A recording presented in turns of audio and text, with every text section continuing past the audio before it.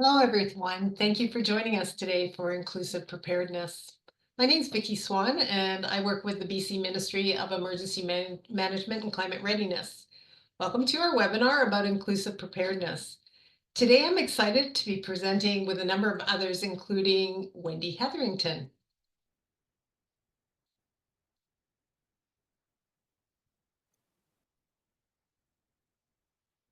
Wendy, I think Hey your mic's there. muted. Sorry, I had trouble with my mute button there. Nice to see everybody here tonight. I am a retired speech language pathologist who has turned into a search and rescue specialist. And I work for EMCR now as well, which is Emergency Management and Climate Readiness. And I have managed large evacuations as well as I've been on alert myself. So I'm looking forward to sharing my portion with you tonight. Thank you. And we're also joined by Martha Edwards. Hey everyone, I'm Martha. I'm helping out tonight. I work for the Ministry of Health as a service designer, and a big part of my job is understanding how people experience government services. I have previously worked with wildfire evacuees to help them tell their stories, and in a previous role, I was part of the emergency communications team at the City of Calgary during the 2013 floods. And we have one more person here behind the scenes, and that's Anna, and she'll be our technical support, and she'll monitor the chat and the Q&A function. Hi everyone, my name is Anna Kazi and I'm a public education officer and I work with Vicky Swan on the same team of Prepared BC. Thank you for having me here. I'm really excited to connect with all of you and answer your wonderful questions. Great, thank you, Anna. So today we're going to, as a group, introduce you to the 3 steps you need to take to get prepared for an emergency. And this webinar is going to be recorded, so if you want to watch it again or share it, you'll be able to find it on the Prepared BC YouTube channel. As you can see along the bottom of the screen, there's some functions you may want to use during the webinar. If you'd like to view closed captions during the webinar, you can turn them on by going to the bottom of your screen and clicking on the closed caption tabs. Because this is a webinar, you can ask questions using the Q&A function, and all the questions that you ask are anonymous. When you use this feature, everything's private, and the questions will be monitored by Anna. You can also make comments or ask questions in the chat, which will also be monitored by Anna. And before we get started, I would like to acknowledge that I'm joining you from the News Bay, the unceded territory of Snanawas First Nation. I'm really grateful for the nation's stewardship of this land since time immemorial, and I'm humbled by the beauty and abundance of this area. Please feel free to let us know where you're joining from by writing it in the chat. So again, thank you for joining us today, and congratulations, because by participating in this webinar, you've started the process of getting prepared for an emergency. In the next half hour, you're going to learn the 3 steps to getting prepared for an emergency, and they are: know your hazards so you understand what to prepare for, make a plan so you stay connected and know what to do during an emergency, and gather your supplies so that you'll be safe and comfortable during an emergency. These 3 steps to preparedness are the same for everyone, but our living situations can change how we prepare. Some people live alone and may want to get help from neighbors, support networks, or personal teams. Others live with families, caregivers, roommates, support workers, or pets. Another thing that can change how we prepare is our conditions and what we need to manage. Some of us may be sensitive to noise and need noise canceling headsets. Others may need to use assistive devices to communicate. Perhaps some of you use a PAX board, which is a picture exchange communication system. Some people may need help with mobility or use wheelchairs or walkers. Other people may be blind or visually impaired. Others could have guide dogs. And some people may be deaf or hearing impaired and use devices such as hearing aids. There are many kinds of disabilities, and as we discuss each emergency preparedness step, Think about your special needs and what you need to consider. We're in this together, and everyone will benefit from having a support network during an emergency. Working together and asking for help is one of the best ways you can prepare for an emergency. So let's get started exploring the 3 steps to preparedness and figure out how we can all work together. Martha will start off by introducing us to the first step of emergency preparedness, which is know your hazards.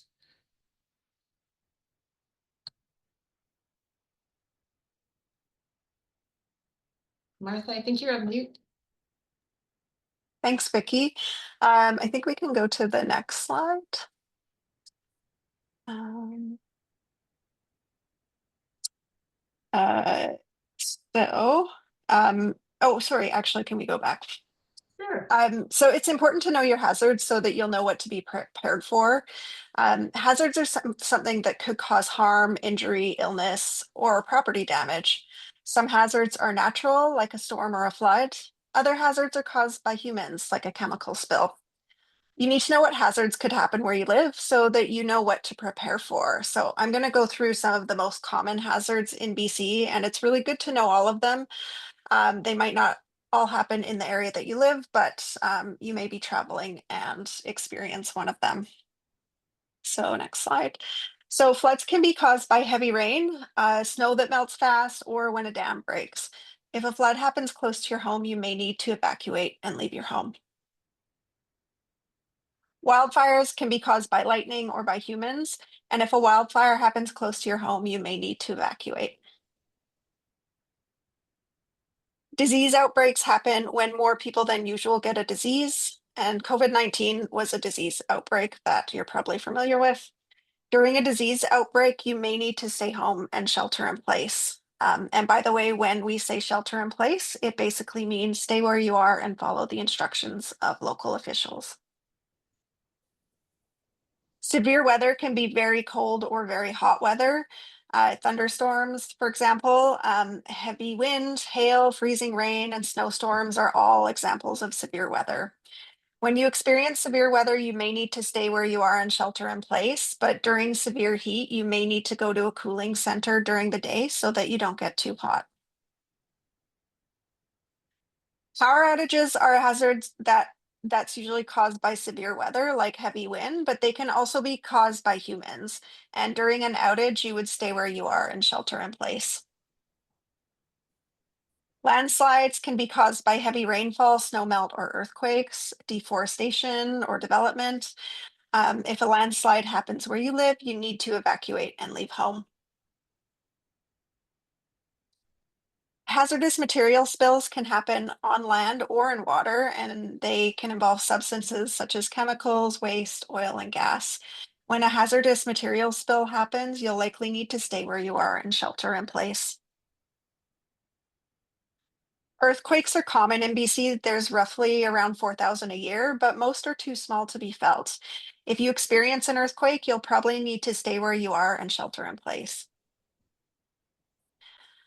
Last, we have tsunamis. These are waves caused by earthquakes or volcanic eruptions under the ocean. If you live beside the ocean and an earthquake happens, you may need to evacuate, leave home, and move to higher ground. Thanks, Martha, for telling us about the most common hazards in BC. So for all of you who are watching today, once you know what hazards to prepare for, make your home emergency plan with the people you live with. And if you live with a support worker, they may have already made a plan that you can review with them. The plan will help you stay connected and know what to do during an emergency. I'm going to turn it over to Wendy now, and she's going to tell us about home emergency plans and the important information that needs to go in them. There we go. Thank you, Vicki. I got the mute button to work that time.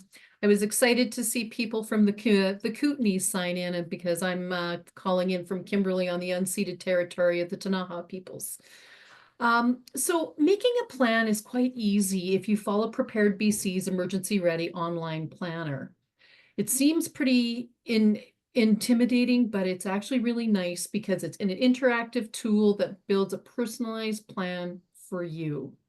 It's fill in the blanks and it asks you for all the information you might need. And it does, like I said, give you something that's very personalized for yourself. You also have the option to download and print a copy of an emergency plan so that you can handwrite the information. You don't have to type it in. If you don't have a printer, you also might be able to contact your local library and they may be able to print it off for you. Or you can even send us an email and we can request a copy and we can send one to you. So overall, your home emergency plan should include information like contact information, healthcare information, where you're going to meet, where to find information during an emergency, and of course, service animal and pet details. With contact information, list the contact information of everybody that you live with. It should be your phone numbers and email addresses, the people in your support network, neighbors who may be able to help you, and as well as some emergency contacts. And it's good to have one that is close by and one that's a little further away as well. During an emergency, your support network or neighbors are often your first responders. These are the people who will help you if you need to evacuate or if you need help with transportation or moving equipment. List these people in your plan and they will be the ones that will help you. With your emergency contacts, I mentioned that you might want to list one that's close by and also one that's further away. These people can all help you stay connected with information, and as well as the person who's far away, make sure that they won't be affected by the same emergency as you. And that way, that's your outside contact to keep you connected again. Your plan should also list your health information, and that includes, again, everybody you live with, and include things like healthcare number, prescriptions, how much to take, when to take them, how much needs to be taken, how it needs to be stored, and also list health equipment and supplies that are necessary. And then, of course, list your healthcare provider, your doctor or a clinic that you go to regularly. Make sure you have those down with the phone number as well. Meeting places are another important piece because you want to make sure everyone is safe. Sometimes when emergency happens, not everybody's at home. So having that meeting place will allow you to connect to each other. So make it within 10 minutes walking distance or wheeling distance from your house and choose a landmark like potentially a mailbox, a big tree, a bench, something like that. And now in case your own neighborhood is blocked off or unsafe, have another meeting place a little further away from your neighborhood. And you might want to choose a location like a library or a community building. And when you choose this place, consider the hazards you are planning for because the location should be one, again, that should be not very affected by the same emergency you have so that you're going to a safer meeting place.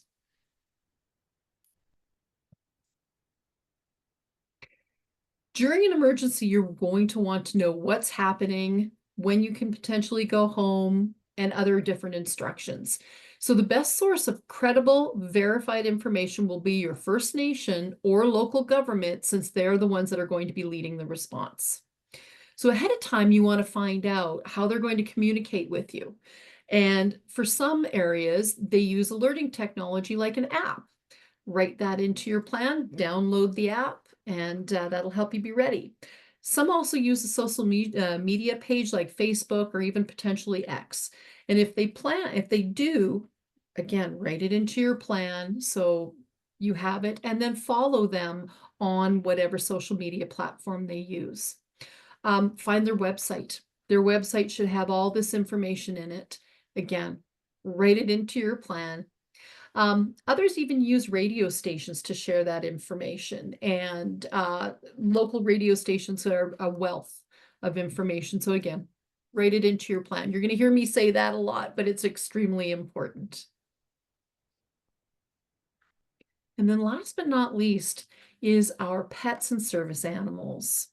They're also extremely important family members, and we want to make sure that they're taken care of as well. So in your plan, list their license and registration numbers, any prescriptions or medical needs they might have, of course, your veterinarian's contact information. If they have a pet daycare, list their contact information because that might be a place where they can stay that they're safe. And if you have one, include a picture in your plan of your pet with any distinguishing special marks they might have in case you get separated. So you can put other helpful information in your plan, but make sure you have the basics we just talked about. And now I'm going to pass it over to Vicky because she'll be talking about the supplies you want to put together. Thank you. Great. Thank you, Wendy, for sharing information about home emergency plans. I'm going to talk now about the last emergency preparedness step, which is gathering supplies. So during an emergency, stores and businesses may be closed, so it's important to have supplies that will keep you safe and comfortable during an emergency.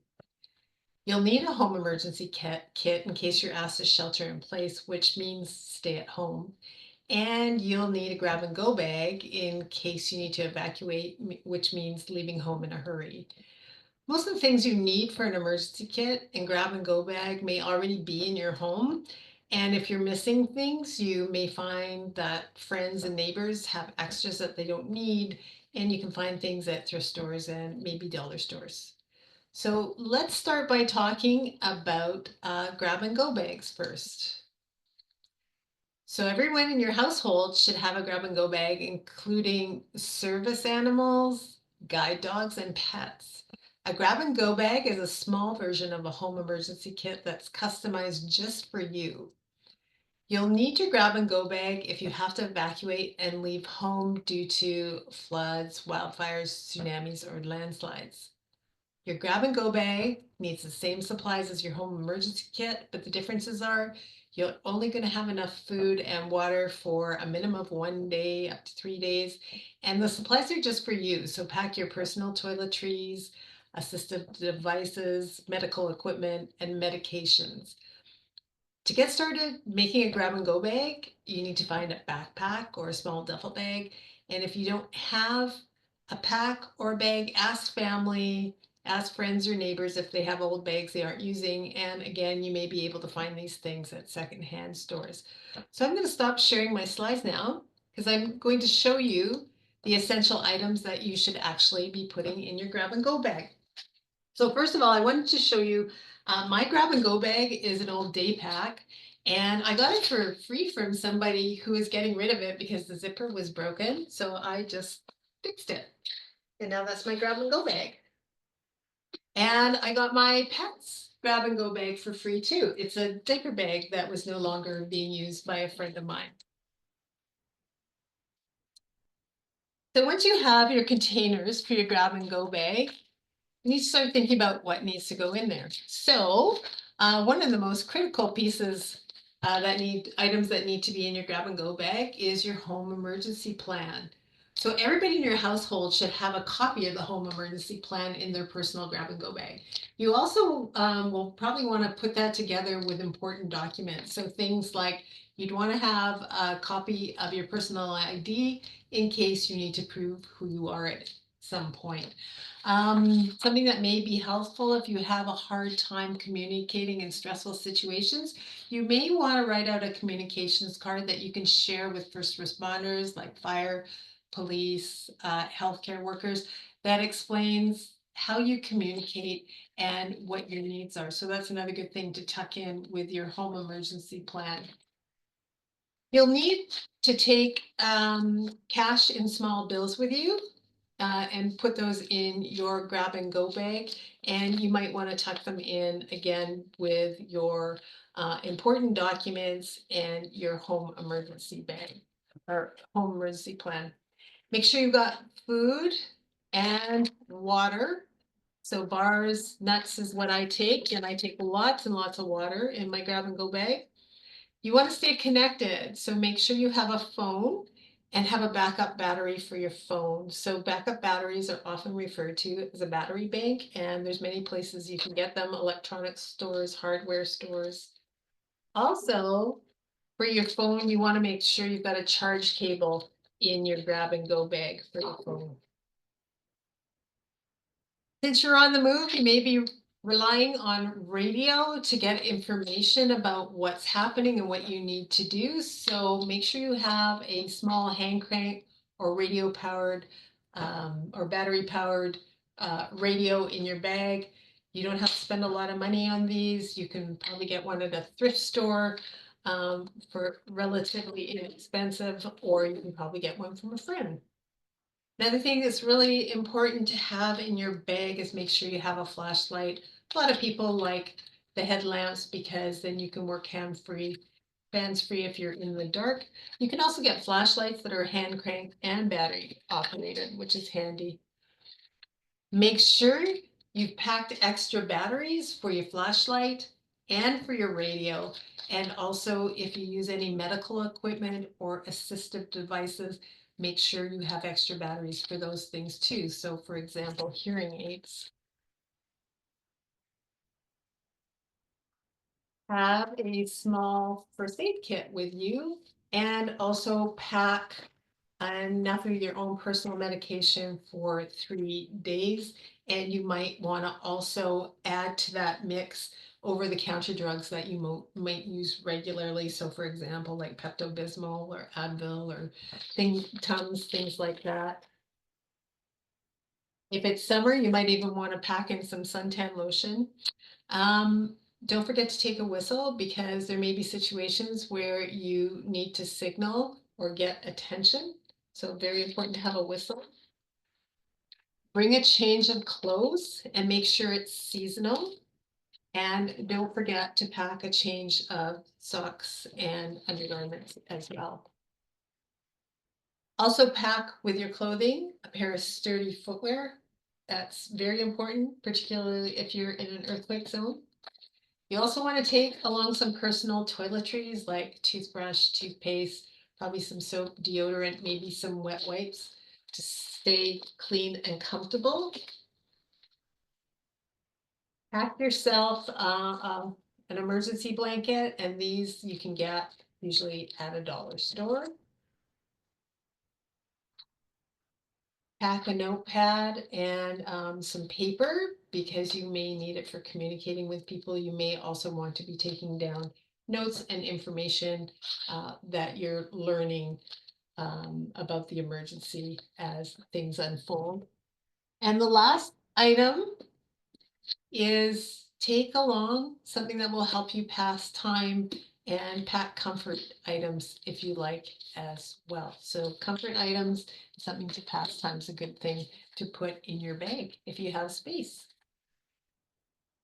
And we're going to move along to talking about home emergency kit. So with home emergency kits and your grab and go bags, something that's really critical is to have them where you can get to them. So with your grab and go bag, it's a really good idea to leave it by the door because if you have to leave home in a hurry and you don't have time to think, you don't want to be running around trying to find your grab and go bag. Put it in a place where you can just grab it on the way out the door. Same thing with home emergency kits. When you pack them, you want to put them in places that are accessible. Now, you'll need a home emergency kit when you need to shelter in place, which means staying where you are. And the emergency kit is for everyone in your household. Emergencies related to earthquakes, disease outbreaks, severe weather, power outages, and hazardous material spills may require you to stay where you are, so shelter in place. Your kit should contain a minimum of 3 days supplies. And if you're in an earthquake zone, up to 2 weeks worth of supplies for everyone in your household so that they're comfortable and safe until services safely resume and businesses are open again. And when I'm talking about supplies for everyone, that means all of your pets, service animals as well, everyone in your household. Put your supplies in one or more totes, duffel bags, or other large containers. Again, I got my containers for free. I got old plastic bins from a neighbor. They weren't being used anymore, and I've got 2 very large suitcases that I used that weren't being used anymore. So your home emergency kit is packed with the same things as your grab and go bag, but you pack enough for everyone in your household. If you live with other people, get everyone in your household to help build the emergency kit. You're in this together, so help each other out as you get ready for the emergencies that you may face. You'll need enough water and food to last everyone, again, and pets for 3 days to up to 2 weeks. And that's really important that you have enough toiletries for everyone as well. And make sure each person's medications and medical supplies are packed. And again, in a quantity that will meet the 3 days to 2 weeks um, uh, recommendation. Like your grab and go bag, make sure your home emergency kit is stored where it can be easily reached. A few things that may be different about your home emergency kit. You're going to want to have garbage bags in your home emergency kit and moist towelettes for hygiene. Good idea to have masks in your kit as well in case of an earthquake. And comfort and entertainment items are a really good idea for everybody in your household. So um, start working together with the people you live with and get those packed. So that's it. With the help of Martha and Wendy, you've just learned the 3 steps to getting prepared for emergencies. So the first step is know your hazards so you understand what to prepare for. The second step is make your plan so you stay connected and know what to do even when there's an emergency, and gather your supplies so you'll be safe and comfortable during an emergency. By joining the webinar today, you started getting ready because of all you learned. So good for you for taking the first step.